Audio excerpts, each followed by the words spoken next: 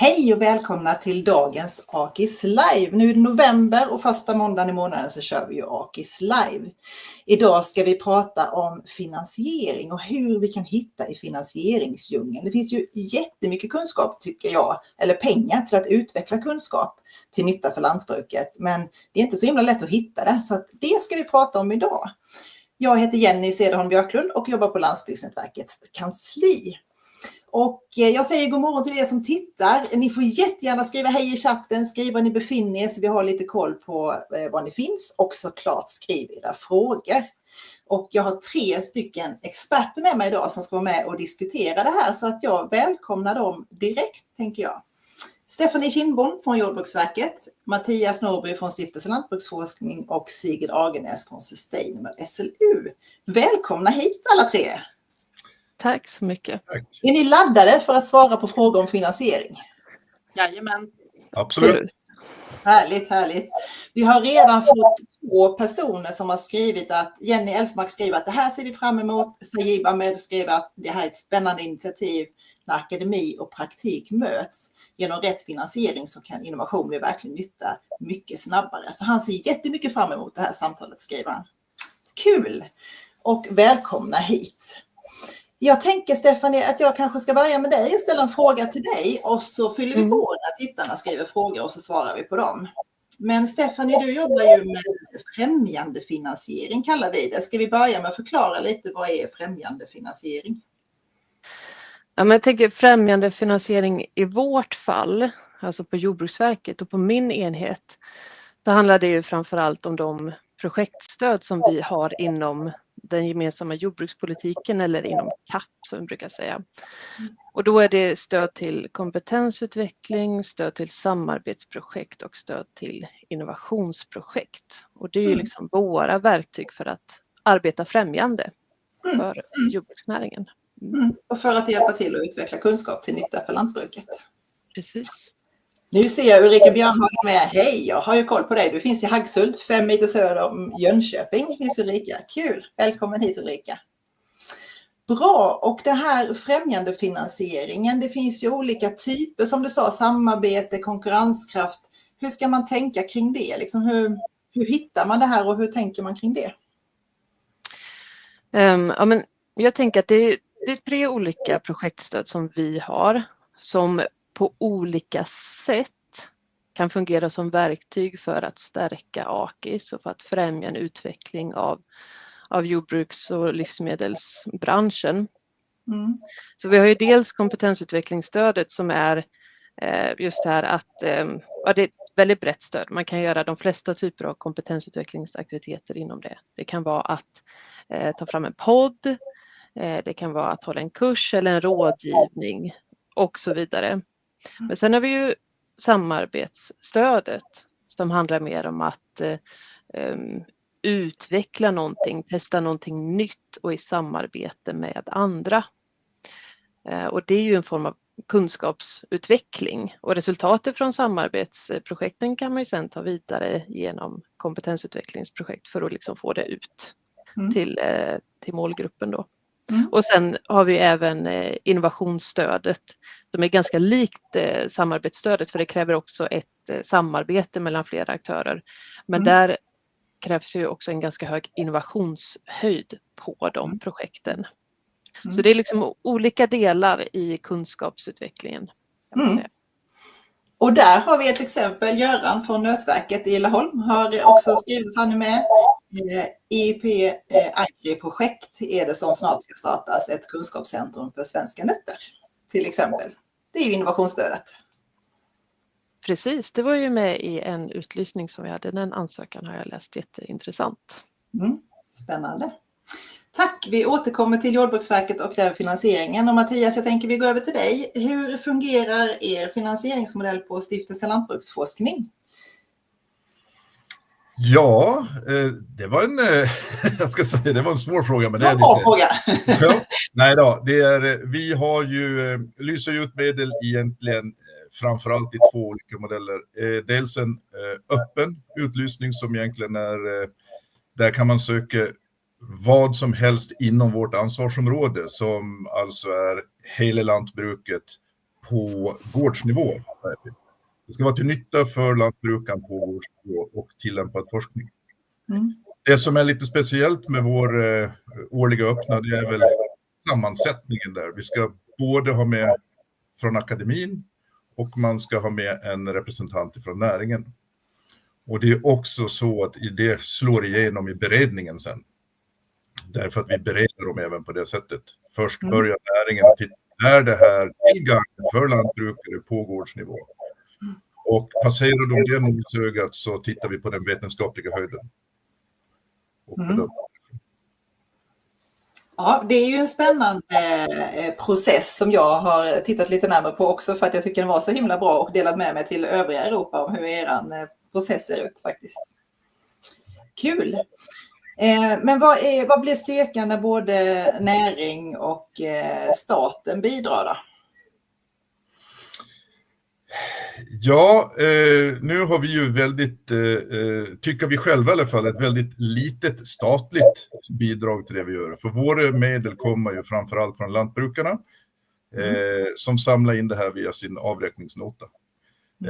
Det kan vara på kött, mjölk, spannmål och så vidare. Och sen får vi som sagt en liten statlig finansiering just till vår årliga öppna utlysning.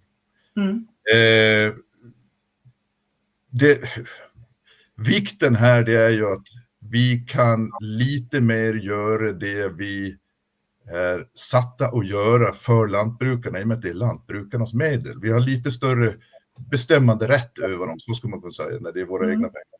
Nu har vi som sagt en statlig medfinansiering också. Är lantbrukarna engagerade i vad deras pengar går till? Liksom, har de koll på det och är de synpunkter?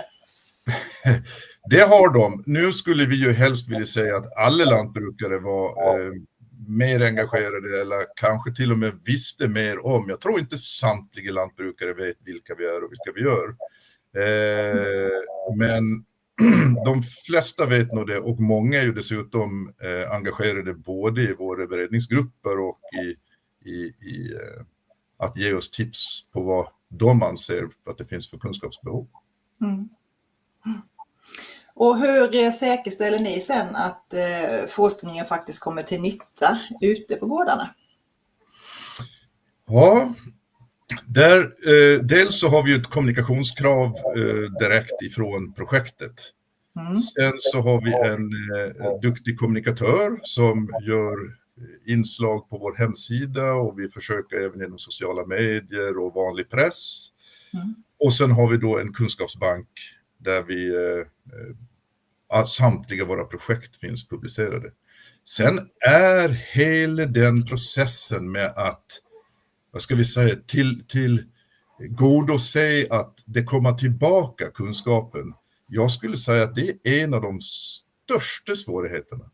Det är sånt brus i media idag och det är sånt brus överhuvudtaget för vad ska jag ta in och vad ska jag inte. Så att komma ut med de här kunskapen, det är inte helt lätt och där skulle jag säga att samtliga finansiärer kan bli bättre, så även vi. Ja, och Sigrid, du är ju mitt i ett forskningsprojekt inom Sustainable. Hur gör ni för att komma ut, se till att det blir praktisk nytta av era resultat? Nej, men där har ju vi fördelen då att de som ska använda resultaten är med i projektet. Och det tycker jag är den största faktorn för att säkerställa att det som kommer fram blir använt. Det är att framtida användare är med i forskningsprocessen. Redan på att ställa frågor och välja metod. Därför att då finns det både en mottagarkapacitet och ett engagemang för projekten.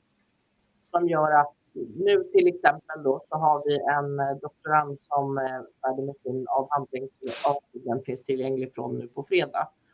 Han heter Marcos Managos och i hans handledargrupp har det funnits då personer på SLU, Lantmännen och RISE. Det gör ju att Lantmännen och RISE, de vet redan vad han har för resultat i sin avhandling och har redan kunnat använda det av det något där som de är intresserade av. Så sådana projekt liksom sprider sig nästan av sig själva. Sen såklart kommer vi att jobba med kommunikation också. Men skillnaden på det och på att ha projekt som drivs från akademin och som kommer fram till resultat som sen ska spridas till lantbruket. Det är liksom monumentalt. Därför att sen behöver vi, vill jag bara säga för ordningens skull, det måste finnas projekt som inte är industri-akademisamarbeten. Det måste finnas forskning som akademin håller på med liksom, på egen drivkraft. Men gör man det och sen vill att någon sektor liksom ska ta upp resultaten, då har man en väldigt mycket större uppförsbacke. Därför att om jag då kommer med resultat på en fråga som ingen är nyfiken på och ingen har frågat efter, så är det klart att det är mycket, mycket svårare att få ut de resultaten. Och den här doktoranden, för jag tänker att ett sätt att finansiera kunskapsutveckling är ju att ha doktorander. Oftast när man är en vanlig doktorand så söker man en doktorandtjänst och är anställd av universitetet, men man kan också vara industridoktorand. Vilket jag förespråkar, och jag vet att vi har lite så här, ja det finns plus och minus, men vad är en vanlig doktorand och vad är en industridoktorand? Olika sätt att finansiera. Skulle du vilja säga något kort om det, Sigrid? Det är egentligen så, nu för tiden kan ju finansieringen vara ganska lik, men en vanlig doktorand är anställd av universitetet där forskarutbildningen bedrivs. En industridoktorand är anställd av en icke-akademisk arbetsgivare. Så det skulle kunna vara Lantmännen då till exempel. Och har sin HR och alla sådana funktioner. Och det kan vara en person som har varit på det företaget länge eller en person som företaget rekryterar för den här industridoktorandtjänsten. Sen finns det ju nu möjligheter då ibland för företagen att söka medel till lönen för den här industridoktoranden. Där man kanske bakåt i tiden har sett att själva grejen med en industridoktorand, det är att industrin vill satsa lönepengar på det här. Och det fungerar, tror jag, utmärkt inom läkemedelsindustrin och tung industri. Där företagen ofta är stora med väldigt stor omsättning, och då kan man bära kostnaden av några industridoktorander också. Så ser det inte riktigt ut i lantbrukets företag. De flesta av våra företag kan inte ta den risken att avdela en person eller en lönekostnad, och då blir det viktigt att kunna söka i alla fall en del av lönekostnaden så att även industripartnerna kan få in pengar till lönen för den här doktoranden. Annars att vi får inte fram så mycket industridoktorandmöjligheter annars. Nej. Och där kan ju jag jobbade då i ett rådgivningsföretag när jag var industridoktorand, så att vi som jobbar inom rådgivning eller inom andra sådana här kunskapsorganisationer kan ju faktiskt informera våra arbetsgivare om att det finns möjlighet att vara industridoktorander. Och då tyckte jag i alla fall det var väldigt lätt att få ut kunskaper. Man jobbade ju praktiskt hela tiden med det i vardagen också. Liksom. Yes, vi går tillbaks till finansiering via Jordbruksverket eller via länsstyrelserna. Hur funkar det, Stephanie, när man har finansiering via länsstyrelserna, och vad har de för någonting? För det kopplas ju lite till Jordbruksverket, eller? Ja, men det gör det på så vis att både Jordbruksverket och länsstyrelserna har pengar inom kompetensutvecklingsstödet, och länen har även i viss mån pengar inom stödet till samarbete. Däremot det här innovationsstödet IP, det ligger bara på Jordbruksverket. Men jag kan ju nämna ett exempel på kompetensutveckling som finansieras via länen. Det är Greppa näringen. Jag gissar att det är många som känner till det, för det har ju pågått under väldigt lång tid. Men är man nyfiken på vad som finns inom det egna länet så kan man ju vända sig till sin länsstyrelse och höra vad som är på gång där. Bra. Och när man då tar fram olika stöd eller utlysningar eller upphandlingar, hur gör man det? Hur bestäms vad som ska ges stöd till och vad som ska utlysas eller upphandlas? Ja, alltså i botten eller som ram så har vi vårt regelverk att förhålla oss till. Vi har EU-regelverket och det svenska regelverket, och det har vi skrivit i vår strategiska plan. Och sen kan vi göra utlysningar utifrån det då. Och man kan säga att det ser lite olika ut inom våra olika ämnesområden. Stöden har olika ämnesområden, och även hur vi jobbar på nationell och regional nivå. Men gemensamt är att vi ska utgå från branschens behov. Och det kan ju även handla om att uppfylla eller bidra till uppfyllandet av olika miljö- och klimatmål. Jag kan ju nämna för det området som jag arbetar med, som är konkurrenskraft och djurvälfärd, det är ett budgetområde. Där har vi 3 av kunskapsnaven till hjälp för att identifiera behov. Och det är då kunskapsnav animalieproduktion, kunskapsnavet för jordbrukets digitalisering och sen navet för företagsledning och entreprenörskap. Och tillsammans med näringen så arbetar då kunskapsnaven för att identifiera behov som verkligen finns ute hos jordbrukarna och rådgivarna. Sen skickar naven en behovsanalys till mig och mina kollegor på Jordbruksverket och så kan vi ta vidare det till en utlysning. Och det här är ett ganska nytt sätt för oss att jobba på. Det är ju från och med starten av de här kunskapsnaven, så det är bara ett par år gammalt. Men jag tycker att det är ett bra sätt för att få till liksom en systematik i hur vi arbetar och även se till så att det vi gör, de pengar vi utlyser, är verkligen förankrade i behov som finns i näringen. Och sen kan jag förstås tillägga att vi har ju vår egen omvärldsbevakning och vi har våra egna erfarenheter från tidigare genomförda projekt förstås. Och det kommer en liten snutt där med en länk också till var man hittar utlysningar och upphandlingar någonstans. Och hur gör man då rent praktiskt om man ska söka finansiering för kunskapsutveckling hos Jordbruksverket? Börjar man med att gå in och kolla vad det finns för utlysningar? Precis, man kan gå in på den sidan då som kommer upp det i bannern och där ser man vilka utlysningar som är aktuella just nu. Och i viss mån ser man även kommande utlysningar. Vi försöker lägga ut dem där. Och sen klickar man sig in på den utlysningen. Man tittar på vad är det som efterfrågas och vad är det som krävs. Och sen går man helt enkelt vidare till e-tjänsten som är väldigt tydligt markerad. Och sen får man vara beredd på att svara på en väldig massa frågor. Men ett tips är att prenumerera på den här sidan över utlysningar. Då scrollar man bara längst ner på den så kan man fylla i sin mejladress och så får man en notis när något nytt är publicerat. Sen kan jag tillägga det att för innovationsstödet IP, där har vi vissa utlysningar, men annars kan man faktiskt söka det stödet löpande så man behöver inte vänta på en utlysning. Det kan man också läsa mer om på vår webb.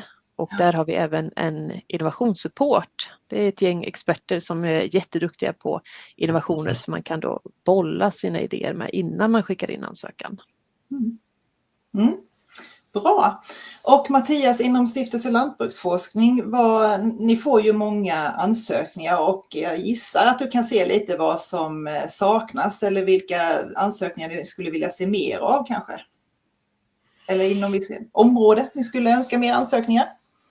Ja, både ja och nej skulle jag säga. Dels så lägger vi ju ingen personlig eller så efter vad vi söker efter, utan givetvis så är det både näringen, vad de eftersöker för kunskap och även vad faktiskt våra duktiga forskare som också har rätt bra koll på faktiskt vart kunskapsgapen är. Sen så hittar vi givetvis där vi tycker att här kanske vi behöver ha ytterligare. Och då kan man ju göra det på olika sätt. Antingen så gör vi då en riktad satsning inom det området så att vi liksom gör en specialutlysning just på ett specifikt område där vi känner att här behöver vi ha mer information eller mer kunskap. Och det brukar gå både bra och sämre skulle jag säga. Därför att det är också så att ibland är det så att de kunskapsgapen som vi hittar, där har vi inte heller någon forskning. Finns ingen forskare som jobbar inom det området. Så att vi träffar mitt i ett kunskapsgap och då har vi också redogjort varför finns kunskapsgapet? Jo, det är ingen som beforskar det här. Och om det beror på att området är för litet eller... Jag tror faktiskt att det kan vara så. Vi pratar om ett generationsskifte i lantbruket. Jag tror att vi ligger i ett generationsskifte även i akademin som gör att det finns vissa områden som inte riktigt hakar på. Det kanske Sigrid kan stötte mig i om det är så eller inte. Men det är vår egen tanke. Sen så gör vi ju mer saker som också har med kunskap att göra. Kunskap är ju inte bara forskning, utan vi gör ju också väldigt mycket försök. Fältförsök, till exempel Sverigeförsöken som görs med sortprovningar och provning av vad det nu kan vara, om det är ogräs eller andra växtskadegörare, så har man försök på det i hela vårt avlånga land där vi basfinansierar det. Och sen håller vi ju på att försöka få till en motsvarande sak på animaliesidan som vi kallar för stallförsök, som vi har ett samarbete med navet, kunskapsnav animalieproduktion. Så att all typ av kunskap är ju bra. Forskning är jätteviktigt, och sen kan man ha lite försök för att få snabbare svar på enklare frågor. Och jag tänkte på, nu är jag ju lite AKIS-nörd, men just det där när du sa att ibland hittar vi gap som inte det finns någon forskning om. Men en forskare skulle vara jätteglad att få det där gapet, tänker jag. Här är det obeforskat. Hur gör ni för att förmedla till forskningen att här har vi efterlyst och här kommer inga ansökningar och här finns ett gap som vi jättegärna vill ha forskning inom? Ja, ett sätt att göra det är ju att ha utlysningar. Sen kan jag, min väldigt korta karriär som forskare, så är det ju ändå så att en forskare måste också ha en längre period att bygga upp sitt forskningsområde. Så att vi har en utlysning som kanske ger en 3-årsperiod utav finansiering. Det är ingenting man bygger ett nytt forskningsområde på, utan då måste det finnas en mycket längre tidshorisont att jobba efter. Och det är inte säkert att vi kan tillgodose det, utan det här är ju någonting som måste komma från fler finansiärer och kanske även från universitetet själva. Och det där med fler finansiärer, jag tänker att det behöver inte bli ett forskningsprojekt, det skulle ju kunna vara något utvecklingsprojekt eller innovationsprojekt eller någonting. Hur samverkar ni med andra finansiärer för att bredda eller föra över att här har vi hittat ett gap, vi får inte forskningsansökningar, kanske att det skulle vara ett utvecklingsprojekt som skulle passa er som finansiär? Har ni de diskussionerna? Inte så detaljrikt som du sa det nu, men vi har ju givetvis, vi sitter ju till exempel i nationella forskningsprogrammet Livsmedel. Där finns det en kommitté där väldigt många finansiärer sitter just inför vad ska hända inom det nationella programmet. Det skulle jag säga att alla de stora finansiärerna är med. Så vi diskuterar vad kan vi göra utav den kunskapsbehovet som vi ser här. Vem gör vad? Och hur lägger vi upp det på bäst sätt? Sen så, vi då som är en forskningsstiftelse, vi har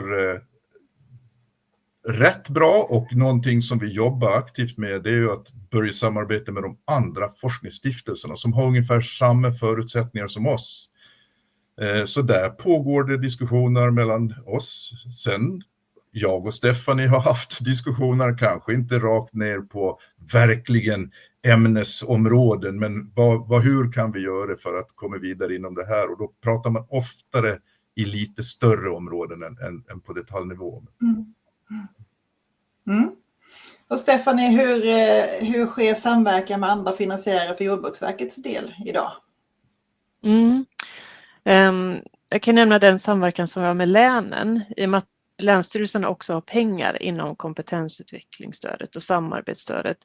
Så behöver vi se till att våra insatser inte överlappar varandra, och i bästa fall att vi hittar synergier mellan våra insatser. Så där har vi ett par samverkansgrupper med länsstyrelserna inom de här olika områdena. Sen kan jag nämna att vi också har en samverkansgrupp med Formas, Tillväxtverket och Vinnova för att diskutera just hur vi som finansiärer kan samverka mer. Och där vet jag att man har diskuterat hur våra olika utlysningar skulle kunna kopplas bättre till varandra. Så att vi gemensamt kan ta liksom ett större grepp kring hela livsmedelsbranschens utmaningar.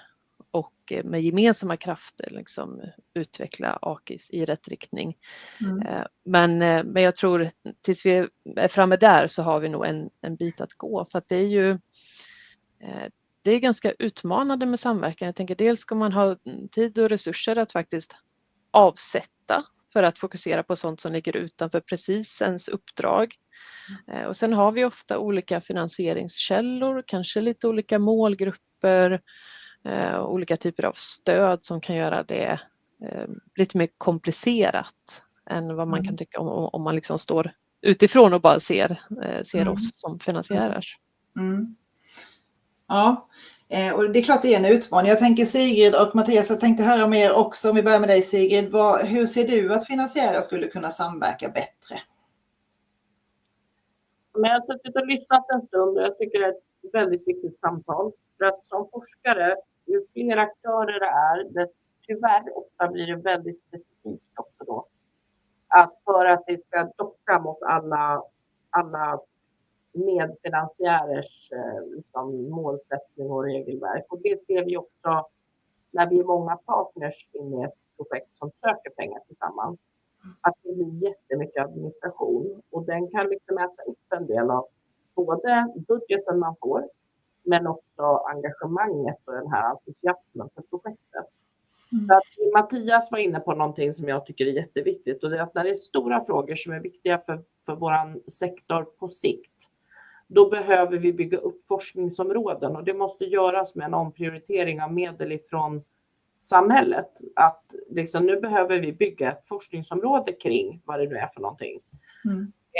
Så att det finns en långsiktig finansiering där universitetet kan få bygga den kapacitet som behövs för att sen kunna söka specifika projekt. Det blir nästan en fara ibland att så här, ja fast vi har ju finansierat ett projekt på det här området och så underförstått då att då ska det liksom vara löst.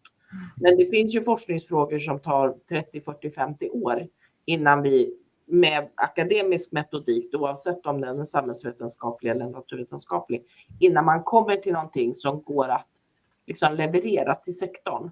Och den långsiktigheten får vi tyvärr, det är väldigt svårt att ha det i projekt som är 1, 2, 3, 4-åriga. Så jag skulle önska mer samarbeten där det går att kanske nästan ge ett uppdrag till ett program över längre tid där man säger att nu behöver vi bygga upp kunskap om vad det är någonting. Och att det här, vi hänger med. Liksom. Så länge ni levererar och så länge det finns verksamhet så hänger vi med en basfinansiering i 10 år. Ni vet. Och det är lite det som är gjort med de här centrumbildningarna då, där jag leder den som heter Sustainable.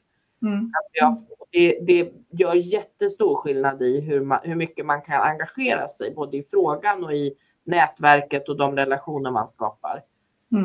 Sen får vi ju utifrån en sån satsning så har vi ganska bra chans att söka. Vi kallar det för bredda stärka inom Sustainable, att vi till den här stora potten pengar så har vi dragit in inte lika mycket till men stora belopp på mer avgränsade ansökningar som går in som ett resultat av alla de här nya miljöerna vi skapar. Mattias, vad säger du? Avslutningsvis, har du något mer att tillägga på det här? Hur kan samarbetet bli bättre eller samverkan bli bättre mellan finansiärerna?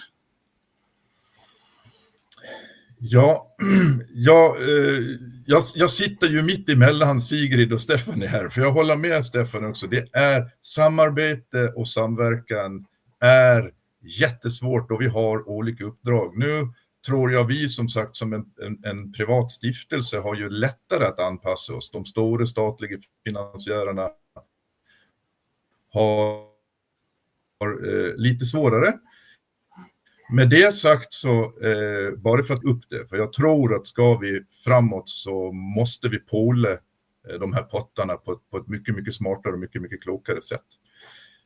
Och sen tror jag också på det som Sigrid sa, att det är inte fel att ha sån här lite större program där man har en basfinansiering och sen det här ger ringar på vattnet. Jag vet ju att Sigrid och hennes grupp söker hos oss och de söker hos för att fylla på i den här, vad ska vi säga, basfinansieringen av det här basprojektet. När man ser fram, oj, här hittar vi någonting, det måste vi spinna vidare på. Mm. Och är det då tillämpat så kanske de söker hos oss eller ja, så vidare. Så att det är, jag tror att det är en väg framåt. Inte bara, men det är absolut en väg framåt. Och, Ja. Spännande, och vi lär ju fortsätta prata om finansiering. Vi har även haft tema finansiering på ett av Mötesplats Aki som är en årlig träff, och det var väldigt mycket frågor och välbesökt just det, Mötesplats Akis, för finansiering i en relevant fråga i allra högsta grad. Och ny kunskap behövs ju. Tiden tickar och vi har pratat i en halvtimme nu, så att jag säger tack till er, Stephanie, Sigrid och Mattias, för att ni har varit med. Tack till er som har skrivit lite i chatten, och ni kan ju kika på detta efteråt också. Nästa gång är alltså 1 december, första måndagen i månaden, 1 december är det då, och då ska vi prata om vikten av kompetensförsörjning för att ha attraktiv och relevant rådgivning. Det är lätt till att vi bara pratar om att lantbrukare behöver kompetensförsörja sig och kompetensutvecklas, men det behöver minsann rådgivarna också för att vara relevanta för lantbrukarna.